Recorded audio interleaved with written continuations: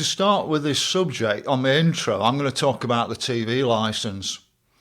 Now, if you haven't legally cancelled your TV licence, then I advise you to do it, but I'll tell you the legal requirements to cancel your TV licence. Number one is you can't watch live TV. Number two is you can't watch BBC iPlayer. Number three is you can't record live TV and play it back later. But if you fit those criteria, you can cancel your TV licence, and I advise you to do that tomorrow. And you can even listen to the radio on BBC iPlayer without any issues as well. Since I've cancelled it, I've had no comeback, and I told them exactly the reason why I was cancelled it with that statement just then. And never had a letter or anything since. And I think it's probably about 4 years ago or even more.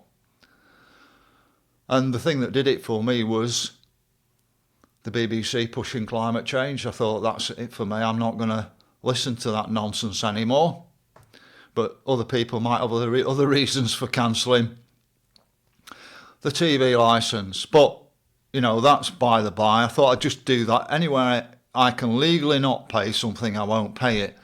Now, I've been told I can legally not pay my council tax. There's no obligation. So when I speak to these people, they send me on loads of videos, but I seem to just waste complete amounts of time going through these videos and nothing ever concrete comes out of it. Now, I worked in a bank for 15 years. I pretty much know things, you know what I mean, with paperwork and stuff like that, but I don't get anything concrete out of these people when I speak about it. So I decided to write to Rotherham Borough Council and ask them a simple question. Was I legally obliged to pay the council tax? But bearing in mind, if I wasn't legally obliged and they said I was legally obliged to pay it, then they would be committing fraud by saying it. And I got back this quite strong rebuttal, as you can see just here. Now, I'd be interested if you legally cannot not pay your council tax, not to pay it. But I don't believe that's possible. I've never seen any information, and nobody's been able to put it across to me in a way that I believe that is true. So what I'm going to say is, rather than us not paying our council tax, I think we should be challenging the amount. I certainly don't think it's fair to pay on the size of your house or where your house is. You may have got a bigger house than me, you may have got a house in a better location than me.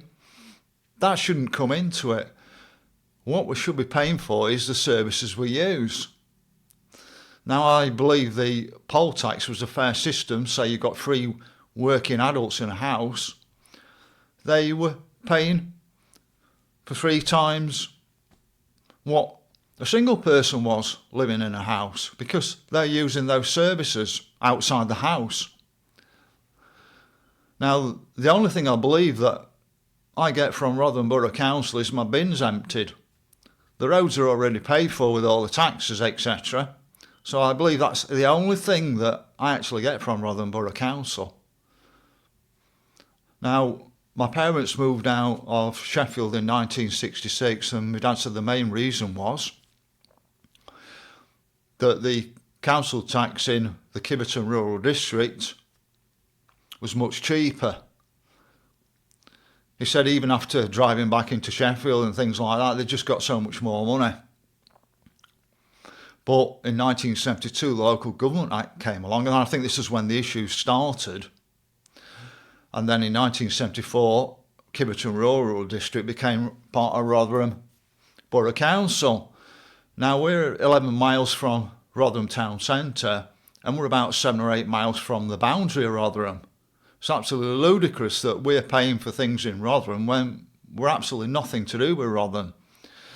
If anything, we're more aligned with Sheffield. But I think even now most people probably don't go into Sheffield anymore. So I think we should be fighting the amount we actually pay. I think we should be paying 50% of what we're actually paying in many cases.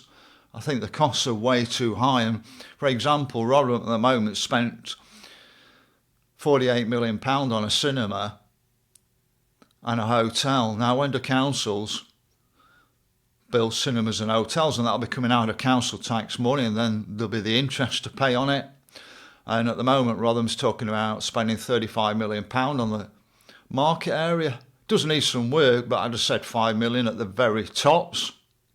So we're paying for this ludicrousness. So I think rather than people not paying it and coming a cropper, because I think they must do in the end, we'd be better off actually getting together and saying we pay far too much. We want to pay a reasonable amount because I think we all want to pay something back to society. But I think we're all paying far too much. So I thought I'd just open the door on this one. And I've been accused of being a far-right conspiracy theorist. And as soon as people say that to me, the door shut, the conversation ends. You can forget about ever talking to me because I just won't answer you. So that's it. I've just opened the debate on it, and I look at the argument from both sides. I'm neither left or right. I do believe in actual nationalised industries, especially for energy security. But I don't think that's what Labour's actually doing. So, like I say, I'm neither left nor right. And please never accuse me of being right. So that's it. Just a quick video on it. I thought I'd just stir some debate up.